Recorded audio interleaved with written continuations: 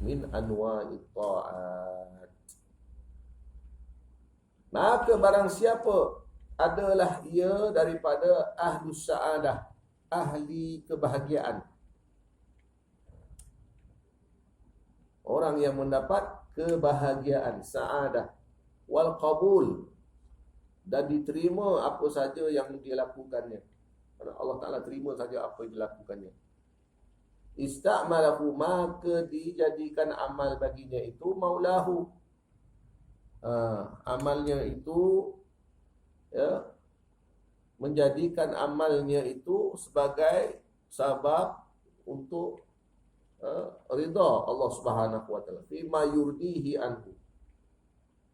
Ista'malahu maulahu fima yurdihi anhu, amalnya itu menjadikan Allah tambah suka, min anwa'i ta'at, daripada bermacam-macam ketaatan.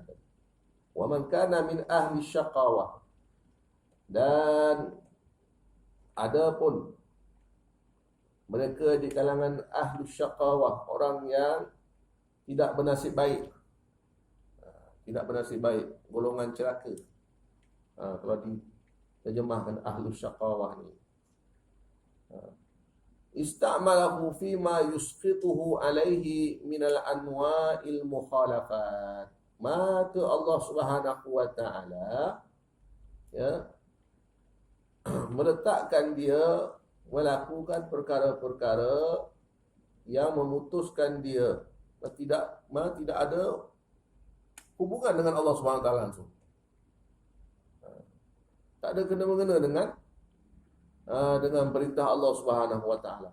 Dia buat ikut hawa nafsu dia. Min anwa'il mukhalafat, itu perkara-perkara yang bertentangan dengan ketaatan tadi. Wa hadza yunasibul 'ammah. Ini adalah gambaran umum bagi keadaan orang-orang tadi. Wa ammal khassah, adapun gambaran khusus bagi orang itu, fa yuqalu fihi,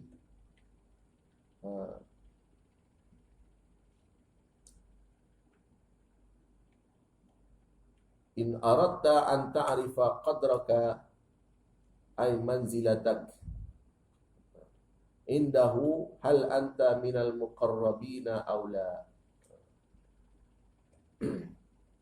Maka dikatakan padanya, sekiranya kamu ingin mengetahui kedudukanmu, manzilatak, kedudukanmu, indahu, di sisi Allah, hal anta minal muqarrabin aw la, adakah kamu di kalangan muqarrabin, golongan muqarrabin ataupun tidak. Tadi dikata golongan ahli taat ataupun ahlul qabul, ahlus sa'adah. Itu secara umum. Secara khusus dia kata, adakah kamu di kalangan golongan muqarrabin aw la. Fanzur fima yuqimuka ayyuriduhu ala qalbika min idraki jalalatihi wa azamatihi. Maka hendaklah kamu lihat akan apa yang warid di dalam hatimu. Idraka jalalatihi wa azamatihi, betapa tahunya kamu akan jalalatihi, ya, pangkat kedudukan Allah Subhanahu wa taala, kebesaran Allah, jalal Allah Subhanahu wa taala. Allah Subhanahu wa taala ni, ya, secara keseluruhannya ada dua sifat dirangkumkan. Sifat Allah Ta'ala ni ada dua, iaitu sifat jamal dan sifat jalal. Jamal ni, sifat jamal kalau campur dengan sifat jalal, dia jadi sifat kamal. Sifat kamal. Sifat jamal ni sifat yang indah-indah, ya. Sifat jalal ni sifat yang tegas-tegas, ya. Dan sifat kamal ni campur, yang indah, yang jamal campur jalal tadi, jadi kamal, iaitu sempurna. Kamal ni sempurna. mudah kata, contoh boleh kita ambil seorang perempuan dicampurkan dengan seorang lelaki. Perempuan ni sifat dia jamal, indah-indah je. Dicampurkan dengan lelaki yang tegas, yang sadok. Maka bila bercampur dua jamal dan jalal ni, maka jadilah dia hubungan yang sempurna, kamal. Keluarga ni jadi keluarga yang sempurna. Jadi kalau tak dicampurkan, maka tak timbul kamal lagi. Maka itu sebab itulah disyariatkan kita untuk bergaul lelaki dan perempuan ini dalam cara yang halal, dihalalkan syarak. Untuk mencapai apa? Untuk mencapai kesempurnaan hidup. Jadi itu jalan. Wa azamatihi, dan juga keagungan-keagungan Allah. Perkara-perkara yang menyebabkan Allah itu agungnya. Jadi nak tahu keagungan Allah, kita banyak buat perbandingan lah. Terutamanya manusia-manusia yang diberikan kuasa, diberikan kekuatan, diberikan kekayaan oleh Allah, diberikan pangkat oleh Allah. Jadi kita lihat mereka ni semua sampai satu masa mereka akan mati. Sejarah telah pun menunjukkan dalam Quran, manusia yang berkuasa diceritakan akhirnya mati. Manusia yang kaya diceritakan seperti Qarun, akhirnya mati. Manusia yang hebat macam mana pun diceritakan akhirnya mati. Jadi kalau ada mati ni makna sifat dia tu sementara, maka tidak layaklah nak dikatakan sebagai agung. Ya. Maka kita nisbahkan keagungan itu kepada yang kekal. Kekal kayanya, kekal pangkatnya, kekal agungnya, kekal hebatnya, kekal kebesarannya, kekal kedudukannya. Maka itu nisbah kepada agung. Macam kita ada yang di Pertuan Agong lah, contoh ini adalah gambaran manusia lah. Mati je dia yang di Pertuan Agong ni mesti diganti dengan yang di Pertuan Agong yang lain. Tak boleh dibiarkan walau satu hari, tak ada. Mesti diganti. Mana sentiasa kena ada yang di Pertuan Agong sampailah hari kiamat. Nak menunjukkan apa? Nak menunjukkan, nak kekalkan perkara itu supaya apa? Supaya diketahuilah akan kebesaran tonggak kepada sebuah negara tersebut. Fanzur fima yuqimuka, lihat hatimu itu ada tak warid perasaan membesarkan Allah, yang mempunyai jalal dan keagungan. Wa qala alaihi salatu wassalam. Kenapa hati kita ini kadang-kadang membesarkan selain daripada Allah? Kalau kita perhatikan, kalau tidak diasuh, tak dididik dengan aurat, dengan wirid-wirid, maka hati kita akan lalai. Bila mana hati kita lalai, maka dia akan mencari siapakah yang boleh menjadi Tuhan dia. Kalau kita lalaikan dia, maka Tuhan dia nafsu kita lah. Tapi kalau kita sibukkan dia dengan wirid, dengan ibadah, dengan ilmu, maka Tuhan ni Allah.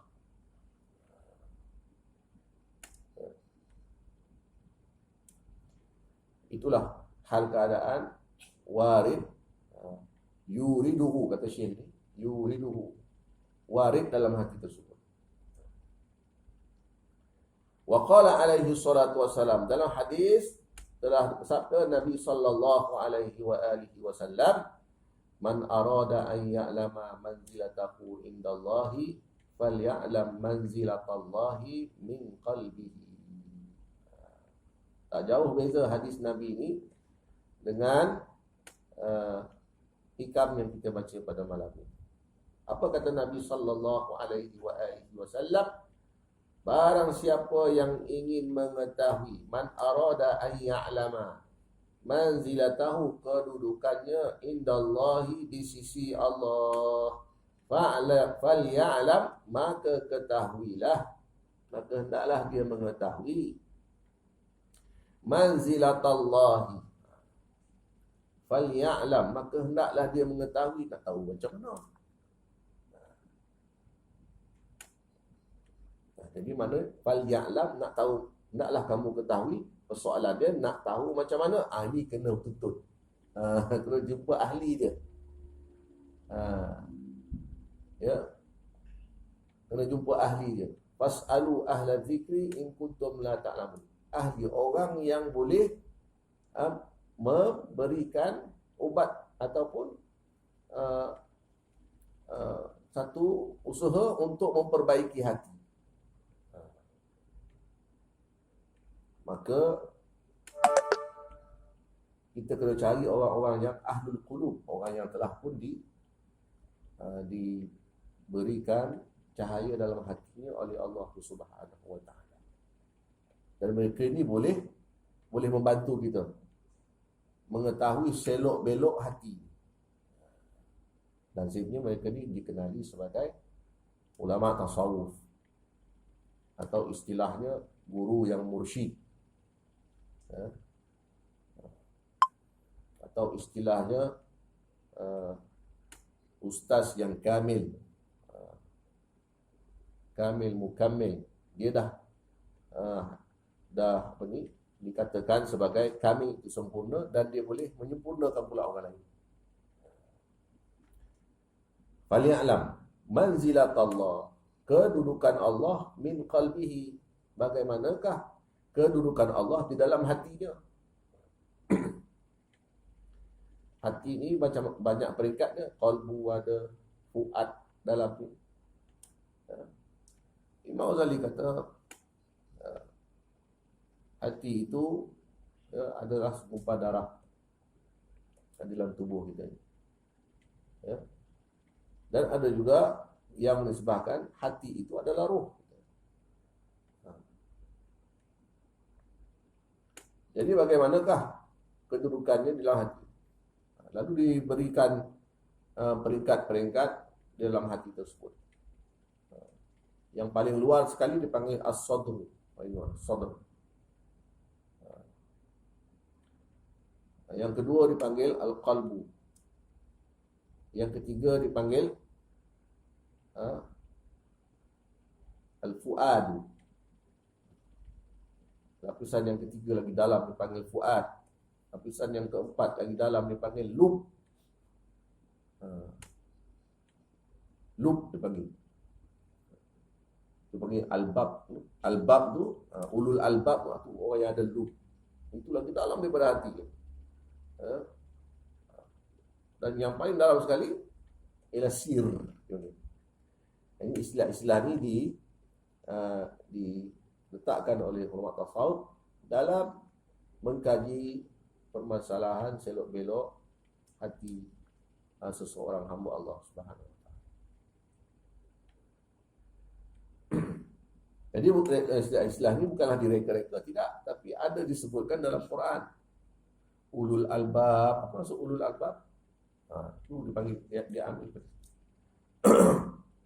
Fuad, kata fuad pun ada sebut dalam Quran. Perkataan qalbu ada sebut dalam Quran. Perkataan as-sadru sebut dalam Quran. Alam nashrah laka sadrak. Fuad ada ma yusabbitu bihi fuadak. Fuad disebut dalam Quran.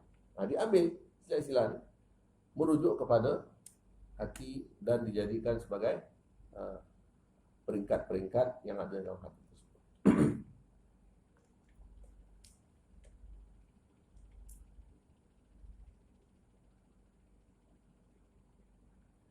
Itulah yang dikatakan mengetahui kedudukan kita di sisi Allah Subhanahu wa taala. Namun itu pengetahuan yang kita daripada kita. Adapun kedudukan sebenar kita hanya Allah Subhanahu wa taala yang mengetahuinya. Habis tutup hitam. Bila kita serah urusan mengetahui kedudukan ini, hanyalah Allah Ta'ala yang mengetahui. Kita hanya dapat tahu alamat-alamat dan tanda-tandanya saja. Berdasarkan pengalaman para ulama dan sabda Nabi sallallahu alaihi wasallam.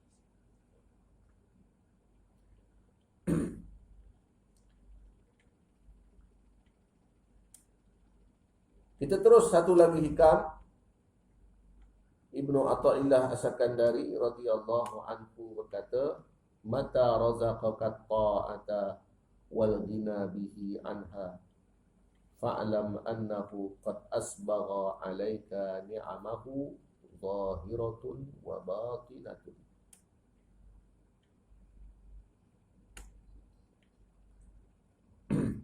Mata razaqaka ta'at,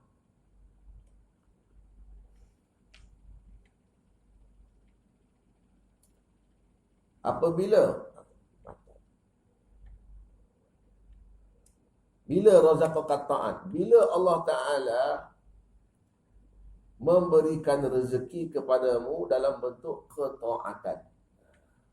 Rezeki dalam bentuk ketaatan umum. Taat dalam bentuk apa sekalipun. Ya. Maknanya taat ini merujuk kepada apa yang diperintahkan oleh Allah. Yang kita pelajari daripada syariat yang ditunjukkan oleh para ulama kita melalui Nabi sallallahu alaihi wasallam.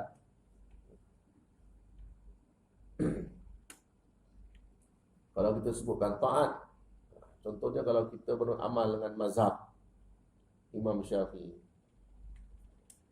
pada masa yang sama kita pula amal mazhab Imam Hanafi. Kedua-duanya ini adalah taat. Tetapi bila mana kita ni dah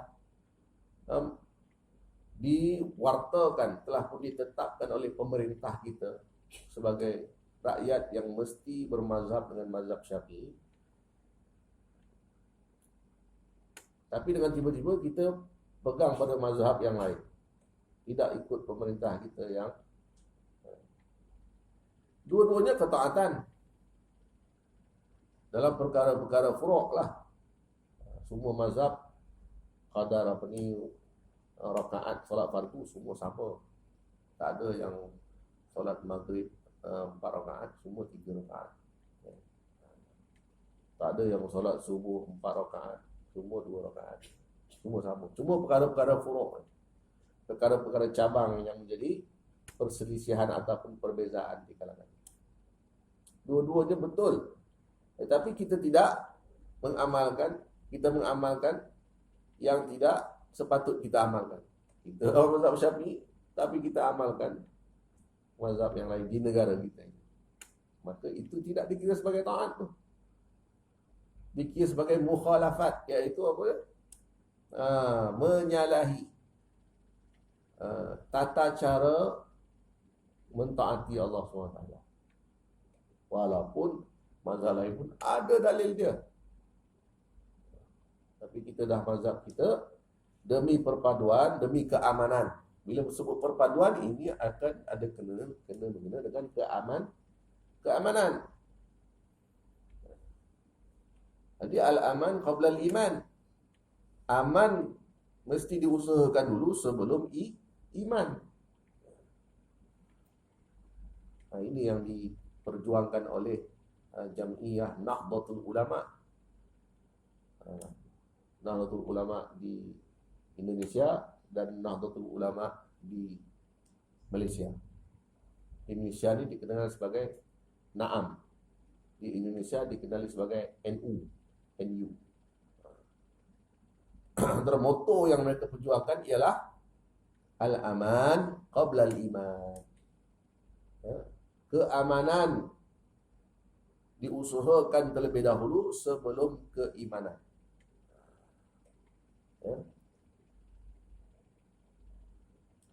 Jadi itu adalah kalau diuraikan al-aman qabla iman itu panjang tuh. Bersangkut paut dengan kenegaraan dan sebagainya. Perpaduan mazhab, pahaman dan sebagainya. Karena kalau tahu lebih lanjut kena terlibat dengan Nahdlatul Ulama, ya. Baik. Ai imtithalul awamir wa ijtinabun nawahi fi zahirika. Bila Allah Ta'ala rezekikan pada kamu taat itu maksudnya ialah kamu dapat melakukan perintah-perintahnya dan meninggalkan larangan-larangannya pada zahir tubuh kamu ini. Ya. Terutamanya panca indera kita yang zahir ini. Semuanya dapat melakukan taat dan dapat meninggalkan larangan-larangan yang disampaikan oleh Nabi Muhammad SAW. Itulah taat. Wal ghina bihi anha bi alla tarkanu ilaiha fi nailil matlubat. Dan kamu wal ghina bihi anha la tarkanu ilaiha fi nailil matlubika. Dan kamu melakukan amal itu dan kamu tidak ingin sekali mendapat laba daripada amal tersebut. Dikatakan orang yang banyak amal lah, dikatakan orang yang itu semua adalah untuk diri sendiri. Amal ni untuk Allah suka je, bukannya untuk kita suka. Kalau kita amal tu untuk kita suka, kita sudah rosakkan amal. Jadi amal untuk Allah suka. Maksudnya kita tidak minta tidak ada sebarang permintaan daripada amal tersebut. Hanya sekadar amal, meninggalkan, melakukan yang diperintah dan meninggalkan yang dilarang saja. Sudah cukup. Tidak ada muslihat di sebalik amal. Nak itu, nak ini, nak itu. Bal tu'aliku qalbaka bimaulaka. Dan berhubung hatimu bimaulaka dengan Tuhanmu. Wa taghibu an kulli syai'in siwa. Dan gaib kamu daripada yang selainnya. Ini dikatakan rezeki. Dikatakan rezeki itulah sebenarnya. Ya, ta'alluq hatimu, bersangkutan, melekat hatimu dengan Tuhanmu. Dan tidak ada lagi yang lain selain daripada itu. Ini dikatakan sebagai rezeki daripada Allah Ta'ala. Fa'lam annahu qad asbagha 'alaika ni'amahu zahiratan wa batinah.